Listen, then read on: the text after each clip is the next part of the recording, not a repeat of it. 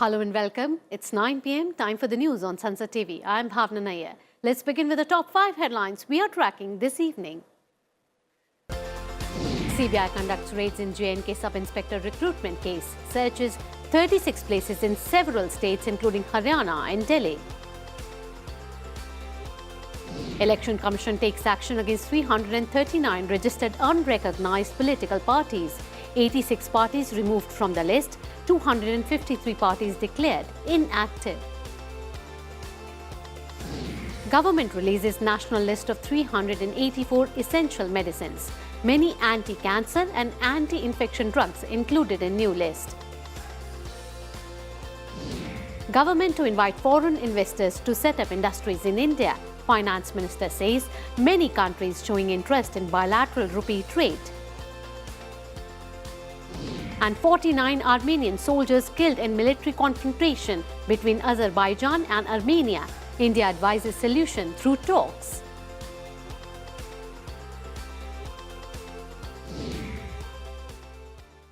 A quick look now at some other speed news. Electronic vehicles and green fuels will be key to India's growth story, says Union Minister Nitin Gadkari. Demand for EVs rose 500% in recent times. Capacity building of trainers critical to develop vibrant workforce for 21st century, says Skill Development Minister Dharmendra Pradhan. India now a power surplus nation with installed electricity capacity of over 4 lakh megawatts, says government. Accelerator XR startup program launched to create next-gen startups in extended reality technologies. Home Minister Amit Shah virtually inaugurates and lays foundation stone for various projects of Gujarat government worth rupees 1,200 crore. A mob of around 200 people barged into a police station in tribal-dominated Gajapati district in Odisha, protesting a man's detention in cannabis smuggling case. Heavy rain inundates highways, residential colonies in Srikakulam district of Andhra Pradesh. HCL Technologies reportedly lays off over 300 employees working on client Microsoft's news-related products. FATF Asia Pacific Group rates Pakistan low on 10 out of 11 goals on anti-money laundering, combat terror finance. And William Ruto sworn in as new President of Kenya. Minister of State for External Affairs Muralidharan represents India at oath-taking ceremony.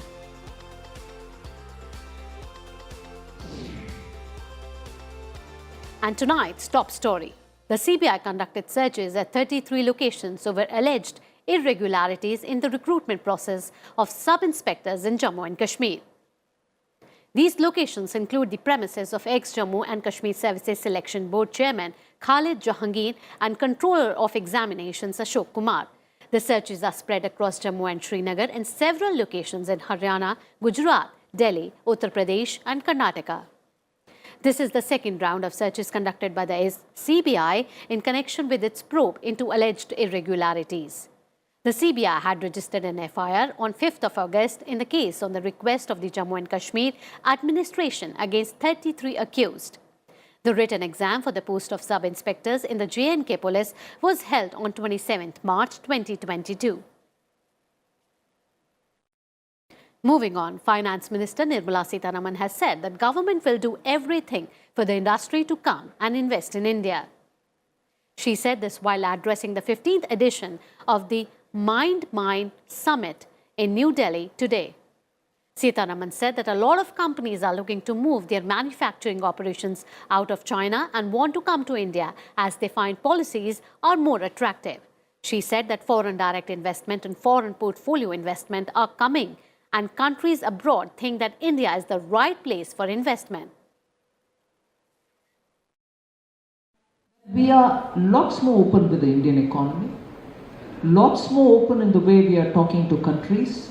We are willing to have our digital platforms become interoperable between countries to enable cross-border transactions. So there are several tools which didn't exist earlier. through which Indian economy is getting opened up. India will assume the presidency of the G20 for 1 year from 1st December this year to 30th November next year.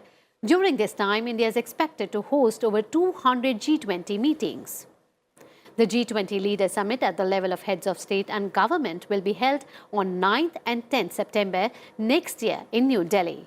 The G20 is an intergovernmental forum of the world's major developed and developing economies, including India, Australia, China, France, Germany, Italy, Japan, South Korea, Russia, Saudi Arabia, South Africa, UK, USA, and the European Union. Collectively, the G20 accounts for 85% of global GDP, 75% of international trade, and 2/3 of the world population.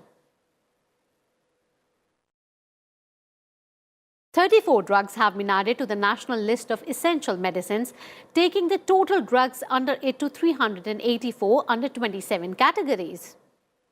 The newly added drugs include some anti-infectives such as ivermectin, mupirocin, and nicotine replacement therapy.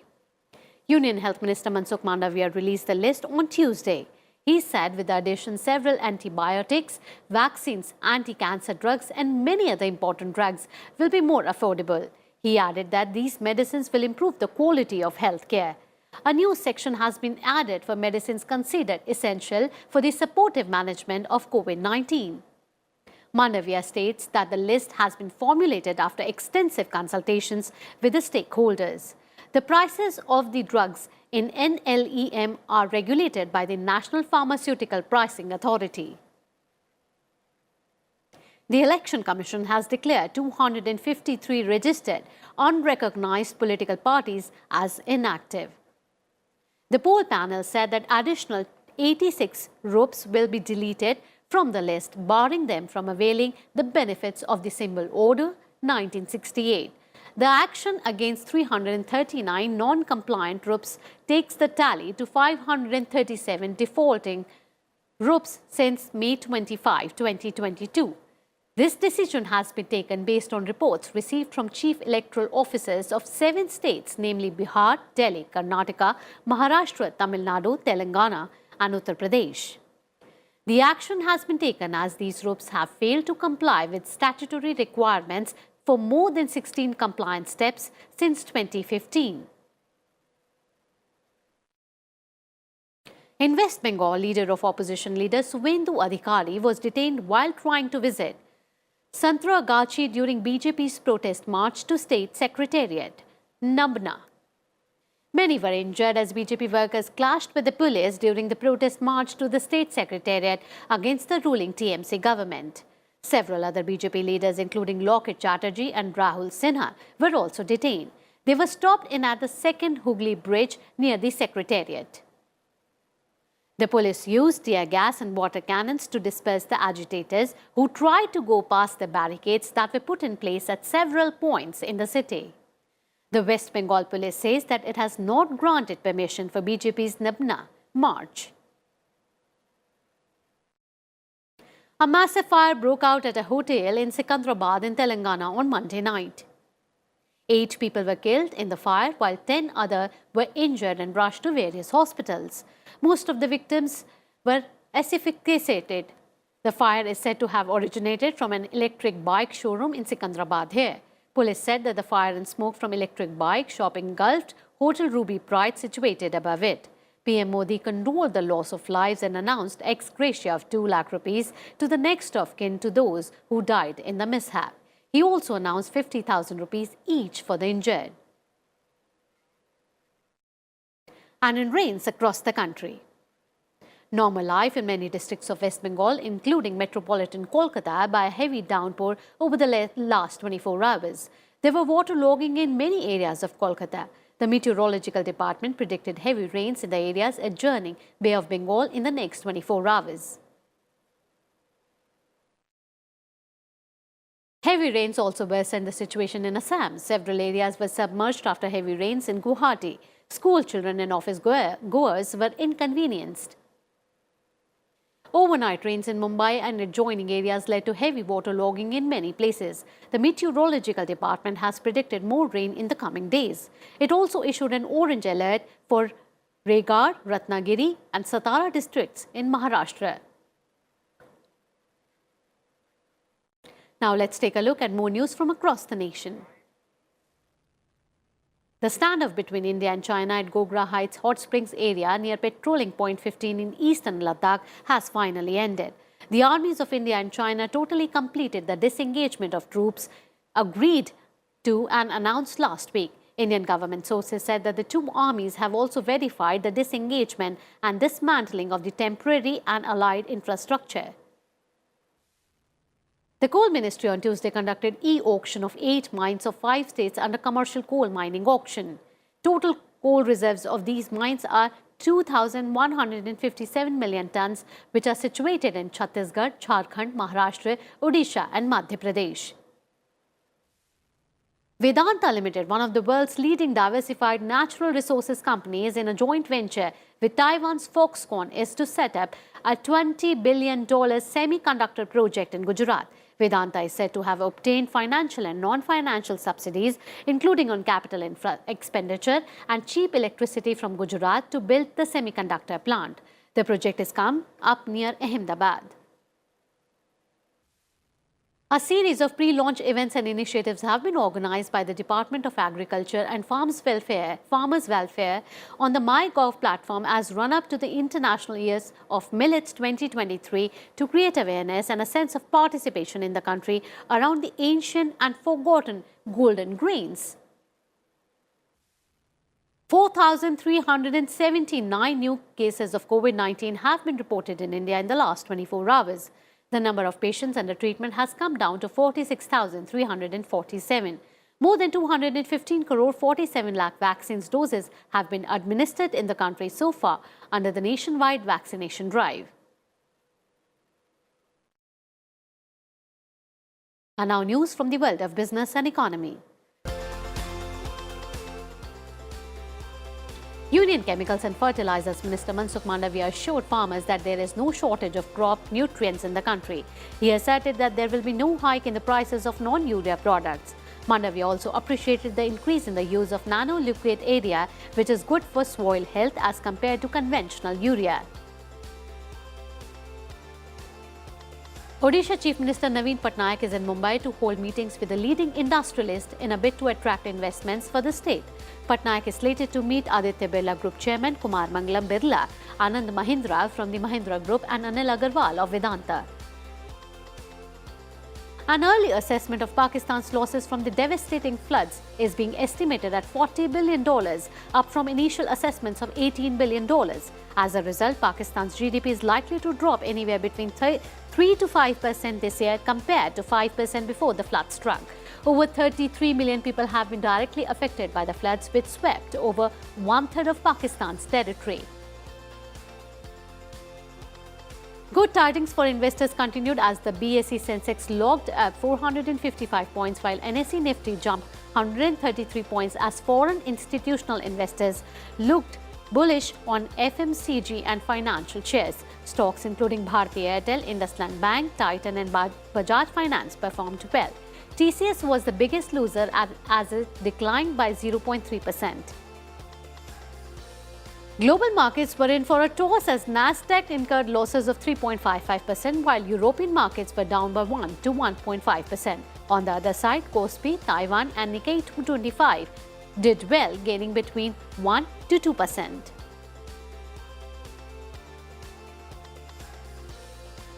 Slipping into a very short break here, but on the other side, liquefied natural gas prices go through the roof as nations look for alternatives to Russian fuel. All this and much more after this short break. You stay tuned to Sansad TV for more news.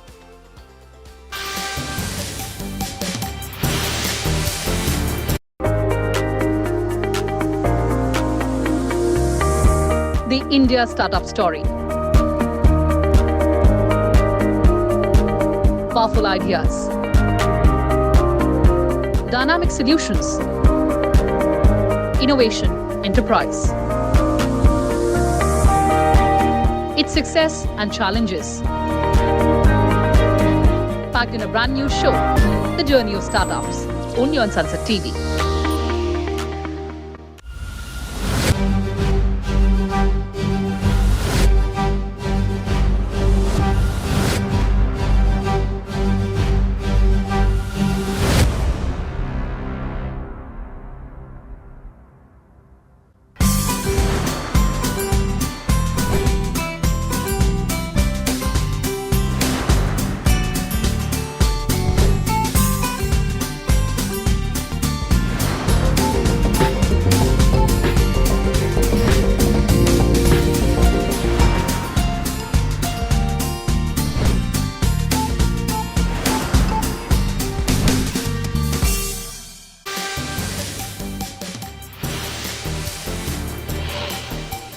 Welcome back after the break. You're watching the news. Thanks for staying in. As always, time for updates from Russia-Ukraine war front.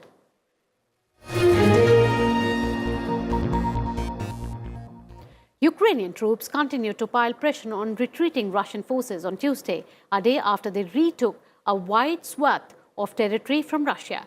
Fresh yellow and blue flags fluttered from the tallest buildings left in partly destroyed towns around Ukraine's second largest city, Kharkiv. Ukrainian soldiers inspected charred Russian tanks left along the way. They also claimed to have captured many Russian soldiers during their advance. According to the Ukrainian military, their forces recaptured tens of settlements in Kharkiv, Donetsk and Kherson on Monday. Ukrainian president said last night that Kyiv forces had liberated more than 6,000 square kilometers of territory since the beginning of their ongoing offensive last week. Zelensky also hit out at the ongoing targeted Russian strikes on energy facilities across Ukraine's south and east that left many cities in the dark. He called it a sigh of Russia's desperation following its heavy setbacks on the battlefield.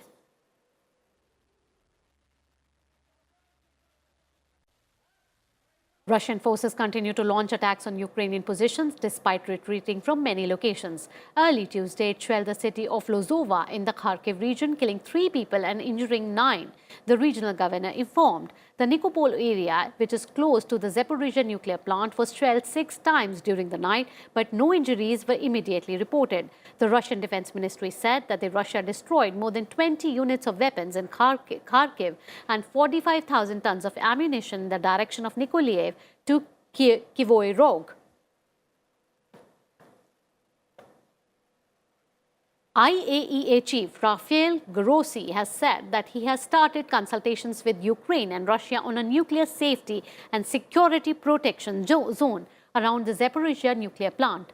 He said that both sides appear to be interested. Grossi has made this proposal last week after leading a team of inspectors to the nuclear plant. He stressed on the need for Ukraine and Russia to agree on not attacking or not shelling at the Russia-occupied plant. The IAEA has not assigned blame for recent shelling, for which Ukraine and Russia have blamed each other.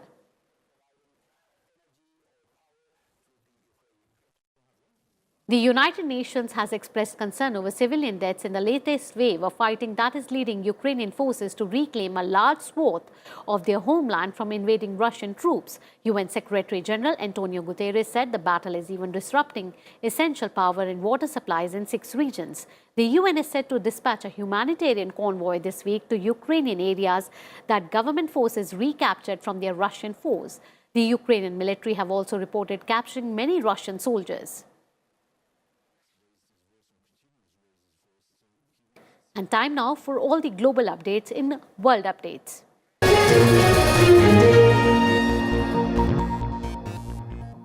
Shipping companies are scrambling to bring in more stocks of liquefied natural gas, that is LNG, to Europe ahead of the winter. But they are struggling to meet the surging demand. Here are the details. Climate change, Ukraine crisis, and spiraling inflation are key factors driving Europe's soaring energy prices. The situation is increasing the demand for LNG so fast that there aren't enough ships to transport it.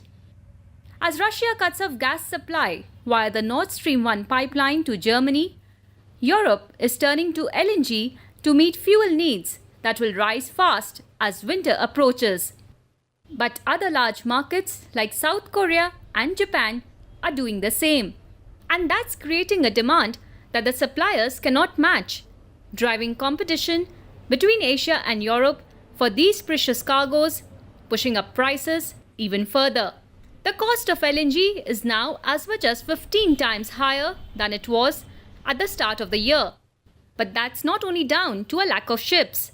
The shipyards that might be able to meet the rising demand for LNG tankers have until now used electricity generated from Russian gas, the same gas that has also been used to heat up homes. As winter draws near, many people in Europe will begin turning up their thermostats as Russia threatens to turn off its gas supply. Finding enough ships to transport fuel that will keep European homes warm this winter is one thing. How much it will cost is an even bigger worry. Bureau Report, Sansad TV. The impact of two big heat waves are being felt in a ski resort of Glacier 3000 in western Switzerland. The record ice melting was around 3 times the 10-year average that was exposed bare rock at an altitude of 2,800 meters. The pass is expected to be completely exposed by the end of this month. Here are the details in this report.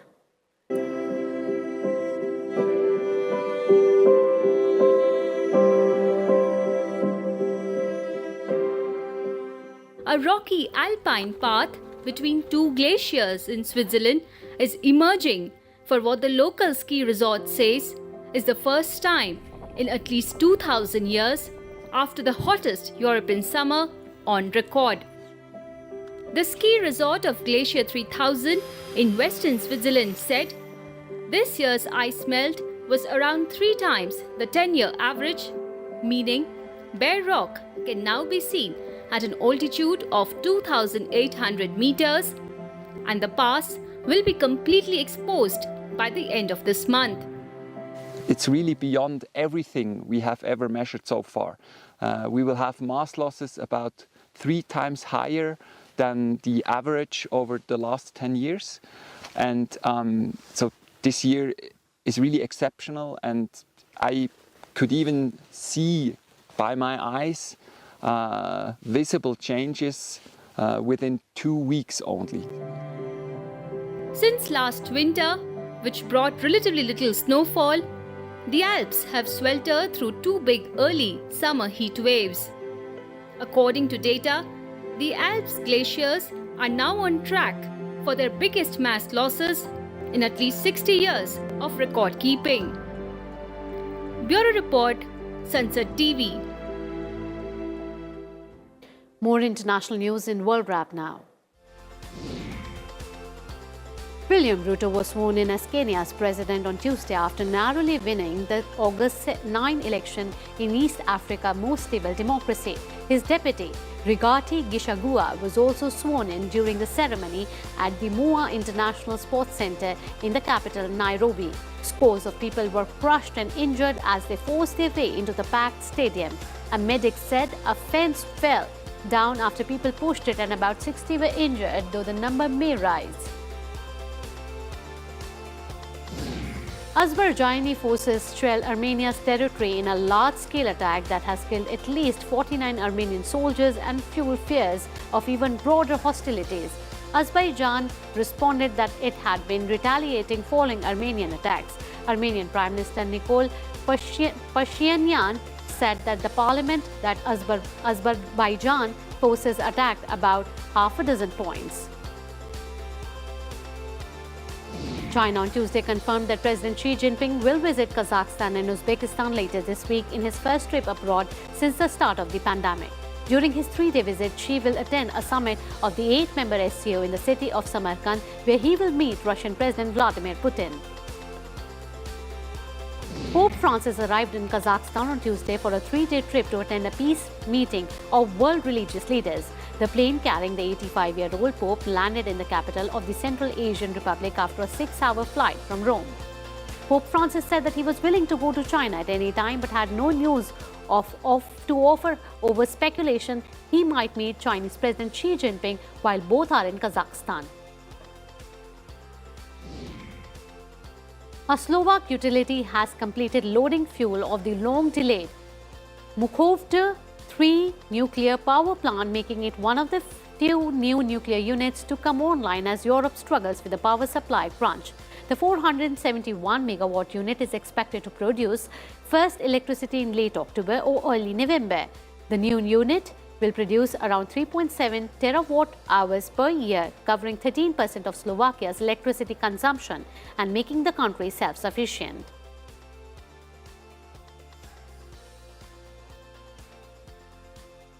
And let's now see what's happening in the world of sports. In a major upset, Vinesh Fogart failed to put up a fight and was knocked down by Mongolia's Kulan Batkuyag in the qualification round of the World Wrestling Championships 2022. Vinesh lost 0-7 in the 53 kg category. India's Seema Renuka Singh has jumped 5 places to be the 13th among bowlers, while spinner Deepti Sharma continued to hold on her to a 7th place in the latest ICC Women's T20I ranking released today. After winning the Asia Cup with a spectacular performance, the Sri Lankan cricketers took part in a massive victory parade when they returned home today morning. La Liga powerhouse Barcelona have travelled to Germany for the first major test of the season as they face Bayern Munich in the Champions League tonight. Robert Lewandowski returns to his former stomping ground, albeit in a Barca jersey. Arsenal's Europe League clash with PSV Eindhoven on Thursday has been postponed due to a lack of police resources in the wake of Queen Elizabeth II's death last week.